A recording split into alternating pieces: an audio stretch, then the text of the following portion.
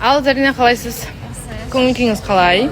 Нормально. Десе де туған күнге барып гүл апару процесі, жоспары Сәддәулеттің орындалды, иә? Оңынан. Иә.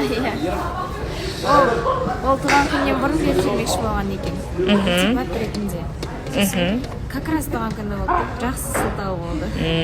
Зарина, сіз 5 жылдық өзіңізді 5 жылда қалай елестетесіз 5 жылдан кейін? Тұрмысқа шыққан. 3 қызы бар, 2 баласы бар. 2 бөпесі бар. Өзінің жұмысы бар, отбасы бар. Может, ата-енемен тұрады, может, тұрады. Сондай күшті шетелге жылына 2 рет шығып келетін. Өзінің ортасы бар, қыздар бар. Зарина елестетеді.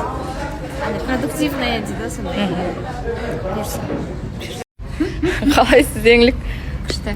Көңіл күйіңіз қалай? Күшті. Бүгін өзімше болып отырсыз? Сондай Не себеп? бір күн өзімше болайын істесін. Бүгін өзіңше болайын деп шештіңіз.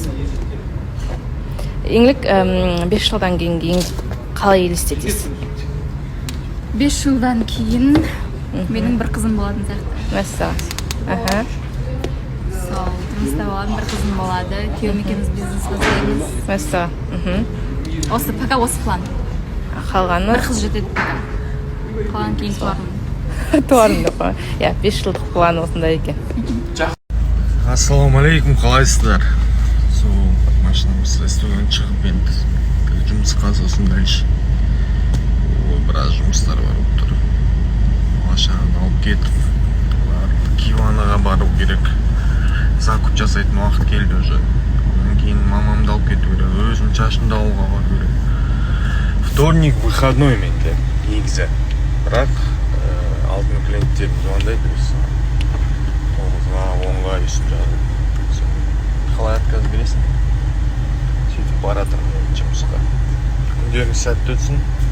Барлықтарыңызға удачи.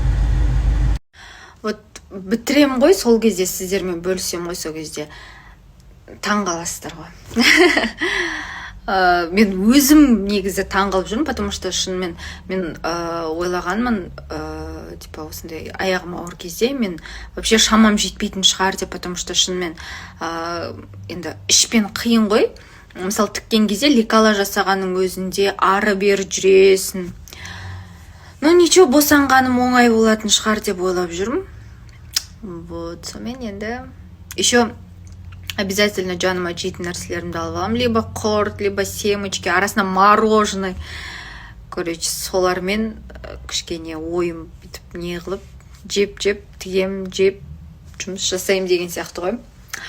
И көбісі жазған екен негізінде ине жіппен вообще тігуге болмайды деп. Мен енді машинкамен тігуді былай